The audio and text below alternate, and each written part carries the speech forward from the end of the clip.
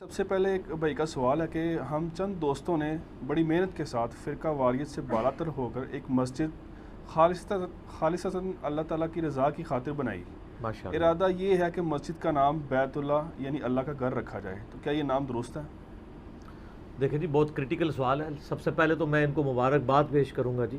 صحیح بخاری اور مسلم کی متفق علیہ حدیث ہے، سیدنا عثمان ابن عفان رضی اللہ تعالیٰ عنہ علیہ السلام راوی ہیں کہ اللہ کے محبوب صلی اللہ علیہ وآلہ وسلم نے فرمایا، جو شخص اللہ کی رضا کی خاطر مسجد بنوائے گا، اللہ تعالیٰ جنت میں اس کے لیے ایک محل بنا دے گا۔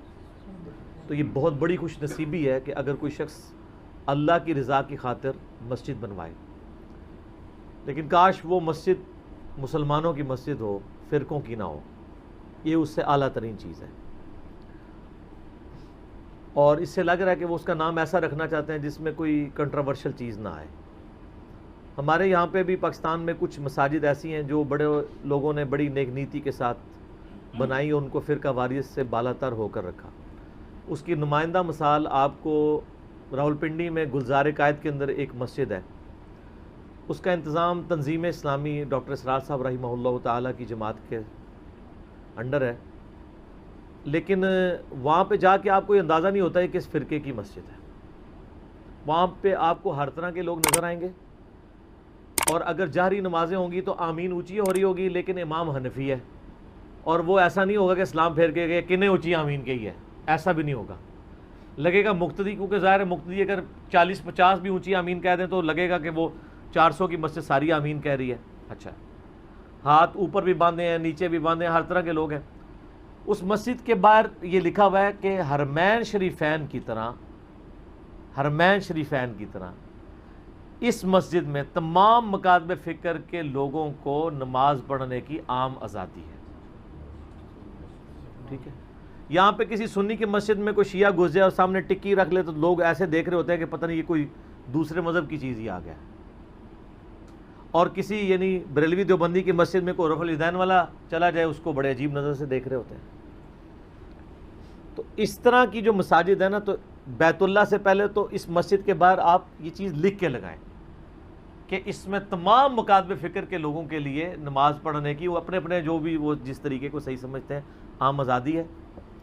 نمبر 2، میں ریکویسٹ کروں گا کہ جو شخص بھی مسجد بنواتا ہے نا، مسجد کے ٹائٹل کے اوپر یہ آیت ضرور لکھوائے، ان الذین فرقوا دینہم وکانوا شیعا لست منہم فی شیء۔ بے شک جن لوگوں نے اپنے دین میں فرقے بنائے اور اپنے آپ کو گروہوں میں بانٹ لیا، اے نبی آپ کا ان سے کوئی تعلق نہیں۔ انما امرہم الی اللہ ثم ینبئہم بما کانوا یفعلون، ان کا معاملہ اللہ کے سپرد، اللہ ان کو بتا دے گا جو وہ دنیا میں کرتوت کیا کرتے تھے۔ سورۃ الانعام آیت نمبر 159، یہ آیت وَاعْتَصِمُوا بِحَبْلِ اللَّهِ جَمِيعًا وَلَا تَفَرَّقُوا، اللہ کی رسی یعنی قرآن کو مضبوطی سے پکڑ لو اور فرقوں میں مت بٹو۔ یہ آیت بھی لکھوائے تاکہ لوگوں کو پتہ چلے کہ فرقہ واریت بھی ایک گناہ ہے۔ کتنا ظلم ہے کہ لوگ سود کو گناہ سمجھتے ہیں، داڑھی منڈانے کو گناہ سمجھتے ہیں، جھوٹ کو گناہ سمجھتے ہیں، لیکن دنیا کا سب سے پرہیزگار شخص بھی فرقہ واریت کو گناہ نہیں سمجھتا۔ اگر آپ سمجھتے ہیں یہ دنیا میں سب سے پرہیزگار شخص ہے تو کسی نہ کسی فرقے کے ساتھ لائی کر رہا ہوگا۔ فرقہ واریت وہ بدعت اور لعنت ہے جو ایک میٹھی پڑیا کے ساتھ ہضم ہو چکی ہوئی ہے لوگوں کو، اور اس کو کوئی گناہ ماننے کے لیے تیار نہیں ہے۔ اس کے علاوہ یہ آیت بھی لکھوائیں، وَأَنَّ الْمَسَاجِدَ لِلَّهِ فَلَا تَدْعُوا مَعَ اللَّهِ أَحَدًا، اور یہ کہ مسجدیں خاص اللہ کے لیے ہیں، اللہ کے ساتھ مسجد میں کسی اور کو نہیں پکارنا۔ تو جب مسجد میں نہیں پکارنا تو باہر بھی نہیں پکارنا، عبادت کے طور پہ، مشکل کشائی کے طور پہ یہ لکھوائیں۔ اور بیت اللہ کا جہاں تک تعلق ہے، یعنی یہ اب اجتہادی مسئلہ ہے، ہمیں کوئی سلف صالحین سے ایسا کوئی اثر نہیں ملتا کہ کسی نے اپنی مسجد کا نام بیت اللہ رکھا ہو۔ بیت اللہ کا لفظ اصطلاحاً تو صرف خانہ کعبہ شریف کے ساتھ جو مسجد ہے اٹیچ، جہاں پہ خانہ کعبہ شریف ہے، مسجد الحرام، اس کے لیے بولا جاتا ہے۔ نبی صلی اللہ علیہ وآلہ وسلم نے بھی اپنی مسجد کا نام بیت اللہ نہیں رکھا بلکہ مسجد نبوی، نبی علیہ السلام نے خود فرمایا میری یہ مسجد، تو اس کی وجہ سے ہم اس کو مسجد نبوی کہتے ہیں۔ اس طرح مسجد اقصی. تو بیت اللہ کے لفظ کے ساتھ تو ہمیں کہیں نہیں ملتا کہ کسی مسجد کا نام رکھا جائے، کیونکہ یہ اصطلاحاً تو صرف مسجد حرام کے لیے استعمال ہوتا ہے. بلکہ قرآن پاک میں اس کا ذکر بھی موجود ہے. سورہ آل عمران میں جو ہے وہ پارہ نمبر 4 میں شروع میں یہ آیات آتی ہیں. اعوذ باللہ من الشیطان الرجیم، آیت نمبر 96 ہے آل عمران. ان اول بیت وضع للناس، بے شک پہلا گھر جو کہ مقرر کیا گیا تھا لوگوں کے لیے، للذی ببکۃ مبارکہ، عبادت کے لیے جو گھر مخصوص کیا گیا تھا وہ ہے جو بکہ میں ہے. یہ مکہ اور بکہ ایک ہی شہر کی دو یعنی نام ہے، دو ایبریویشنز کے طور پہ آپ کہہ لیں، ان کے ٹائٹل کے طور پہ استعمال ہوتا ہے. جیسا کہ آپ دیکھیں نا، جو انڈیا کا شہر ہے بمبے بھی اسے کہا جاتا ہے اور ممبئی بھی کہا جاتا ہے. تو بکہ اور مکہ، خانہ کعبہ شریف والا شہر. وَہُدًى لِّلْعَالَمِينَ، جو ہدایت ہے تمام جہان والوں کے لیے. فیہ آیات، اس میں ہے آیات بینات، کھلی نشانیاں. مقام ابراہیم، حضرت ابراہیم کے کھڑے ہونے کی جگہ. ومن دخلہ کان آمنا، جو اس میں داخل ہو گیا وہ امن پا گیا. وَلِلَّهِ عَلَى النَّاسِ حِجُّ الْبَيْتِ، اور لوگوں پر حق ہے اللہ کا کہ وہ اس گھر کا حج کریں. من استطاع الیہ سبیلا، اس شخص کے لیے جو استطاعت رکھتا ہے، یعنی فائنینشیل بھی اور فزیکل اس کی کنڈیشن ایسی ہو، صحت بھی اجازت دیتی ہو. ومن کفرا، اور جو یہ اب کفر کا مطلب بھی آپ کو کفر کا سمجھ آ جائے گا، جو ناشکری کی روش اختیار کرے.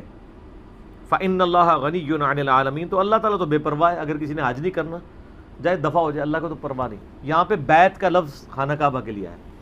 لیکن ایک بڑا امپورٹنٹ اس میں جو چیز ہے وہ یہ ہے کہ سب سے پہلا گھر جو عبادت کے لیے مقرر ہوا وہ ہے جو مکہ میں ہے.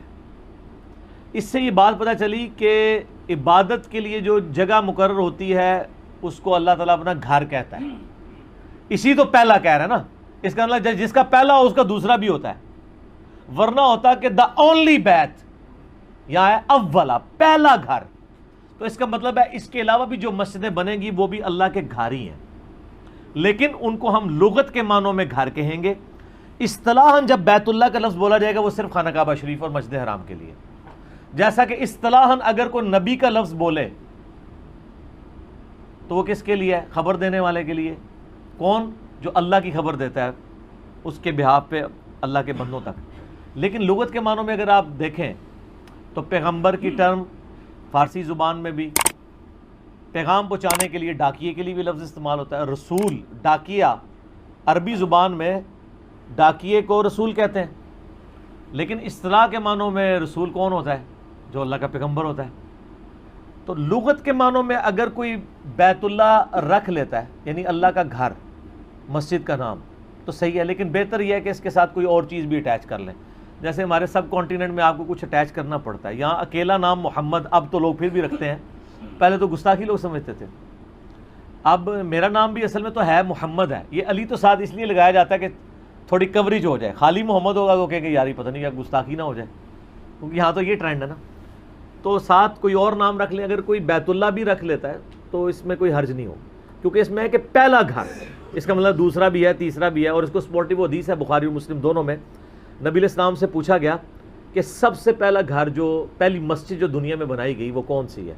تو آپ علیہ السلام نے فرمایا مسجد حرام. اور پوچھا گیا اس کے بعد، تو فرمایا مسجد اقصی جو ایلیا بیت المقدس میں ہے. پھر پوچھا گیا یا رسول اللہ علیہ وسلم ان دونوں کے درمیان فاصلہ کتنا ہے، یعنی ان کتنے عرصے بعد بنی؟ تو فرمایا 40 سال بعد. تو قرآن کہہ رہا ہے کہ پہلا گھر جو مقرر ہوا وہ بیت اللہ ہے، اور حدیث بخاری مسلم کی سپورٹ کر رہی ہے کہ پہلا وہی ہے. پھر دوسرا کون سا ہے؟ مسجد اقصی. اگرچہ ہم اس کی طرف منہ کر کے نماز نہیں پڑھتے، پھر بھی وہ اللہ کا گھر تو شمار ہوتا ہے. مسجد نبوی شریف بھی اللہ کا گھر ہے، کیونکہ بخاری مسلم میں حدیث ہے کہ 3 مساجد کے علاوہ ایکسٹرا آرڈنری ثواب کی نیت سے کسی مسجد کا سفر نہ کرو. بیت اللہ شریف، مسجد نبوی اور بیت المقدس، یعنی مسجد ایلیا یا مسجد اقصی. یہ ان 3 مساجد کا پروٹوکول ہے ایکسٹرا آرڈنری ثواب کی نیت سے. ویسے تو آپ صحیح مسلم میں حدیث ہے جو علم حاصل کرنے کے لیے بھی کسی راستے پہ چلا تو اللہ اسے جنت کے راستے پہ چلا دے گا. تو ثواب کی نیت سے ہے نا. یہ نہیں ہے کہ ثواب کی نیت سے آپ کسی یونیورسٹی میں کالج میں نہیں جا سکتے. یہ ہے کہ یہ نیت کرنا کہ فلاں مسجد میں نماز پڑھوں گا تو مجھے اتنی زیادہ ثواب ملے گا نمازوں کا. یہ نیت کرنی ہے نا اگر, تو صرف بیت اللہ, مسجد اقصیٰ اور مسجد نبی کے لیے کہ جی اتنے ہزار نمازوں کا ثواب ہے, اس کے لیے اتنا ہے, اس کے لیے اتنا ہے, اس کے لیے اتنا ہے. یہ ایکسٹرا آرڈنری ثواب کی نیت صرف ان مساجد کے لیے ہوگی. اس کے تحت اگر کوئی شخص بیت اللہ مسجد کو کہہ لیتا ہے تو بالکل درست ہے. اور میرا خیال ہے کہ بیت اللہ جب آپ لکھیں نا تو یہ سورہ آل عمران کی آیت نمبر 96 بھی پھر لکھیں اس کے نیچے کہ ان اول بیت وضع للناس ببکۃ مبارکہ. پہلا گھر جو بنایا گیا تھا تو وہ لوگوں کی ہدایت کے لیے جو اللہ نے اس کو مقرر کیا تھا وہ ہے جو ادھر. اور نیچے نوٹ لکھتے ہیں کہ جی وہ پہلا گھر تھا, اور اس کے بعد ہم نے بھی ایک کوشش کی ہے کہ ایک گھر اسی پیٹرن پہ یہاں پہ اللہ کے لیے بنایا جائے, اس کی رضا کی خاطر کہ جہاں پہ لوگ نماز ادا کریں. اور مسجد کا یعنی پروٹوکول کا بھی ضرور خیال رکھا کریں. لوگ مسجد میں صفائی کا بھی اہتمام نہیں کرتے, خصوصاً اعتکاف والے لوگ. بڑا دکھ ہوتا ہے. اور چھوٹے بچے بھی مسجد میں اسی طریقے سے کھیل رہے ہوتے ہیں. میں نے خود حرم شریف میں کئی بار چھوٹے بچوں کو دیکھا, یعنی قرآن پاک ہے تو ایسے زمین پہ یوں فرزبی کی طرح کھیل رہے ہیں. عربیوں کے بچوں کو میں نے دیکھا ہے. تو جب آپ نئی لوگوں کو ٹرین کریں گے تو یہی کچھ ہوگا. حالانکہ وہاں پہ جو انتظامیہ ہے انہوں نے آخری درجے کا اہتمام کیا ہوا ہے. یہاں پہ تو لوگوں نے مشہور کیا نا جی وہ قرآن کا احترام نہیں کرتے. بالکل جھوٹ بولتے ہیں. جتنا قرآن کا احترام کا اہتمام مسجد نبوی اور بیت اللہ میں کہیں نہیں ہے.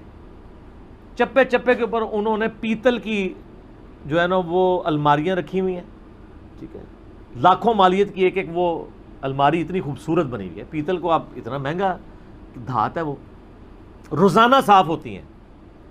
حتیٰ کہ سردیوں میں پلاسٹک, چونکہ وہاں پہ اوس وغیرہ پڑتی ہے تو انہوں نے پلاسٹک کے آگے کور لگائے ہوتے ہیں تاکہ قرآن گیلے نہ ہو. پھر بھی کوئی شخص یہ ہمت نہ کرے کہ وہ صف سے اٹھ کے جا کے اس میں جا کے قرآن واپس رکھ دے اور وہی اپنے سرانے قرآن زمین پہ یوں ہی رکھ دے, تو پھر اس کی عقل کا ہی ماتم کرنا چاہیے نا. علاج تو اس کا کروانا چاہیے نا, نہ کہ انتظامیہ کو برا کہنا. ٹھیک ہے, ناک پہ اگر مکھی بیٹھتی ہے تو ناک تو نہیں کاٹنا چاہیے, مکھی کو اڑانا چاہیے. تو نوٹ نیچے لکھ دیں کہ ہم نے بھی ایک ادنا سی کوشش کی ہے کہ فرقہ واریت سے بالا تر ہو کر ہم یہاں پہ ایک اللہ کے لیے گھر بنا رہے ہیں. اور ساتھ مسجدوں میں ایسی حدیثیں بھی, ویسے تو ہمارے مسجدوں کے اوپر وہ بس یہی بورڈ لگا ہوتا ہے یہاں پہ فلاں مسلک کا امام ہوگا, اس کے علاوہ کسی کو یہاں پہ درس دینے کی اجازت نہیں ہوگی. اور یہ بھی لکھا ہوتا ہے کہ امام اور خطیب کی مسجد کی اجازت کے بغیر کوئی درس نہیں دے سکتا. تو ان سے میں معصومانہ سوال کرتا ہوں کہ میں اجازت کے بعد دے سکتا ہوں؟ تو اجازت بھی نہیں دیں گے تو یہ کیوں لکھا ہوا ہے؟ سیدھا لکھیں کوئی درس نہیں دے سکتا. یہ کہانی کرائی ہوئی ایسے کر کے, ٹھیک ہے, امت کے وسیع تر مفاد میں. یہ وہی والی بات ہے, وسیع تر مفاد کیا, آپ کا ذاتی مفاد ہوتا ہے آپ جو کچھ کر رہے ہوتے ہیں.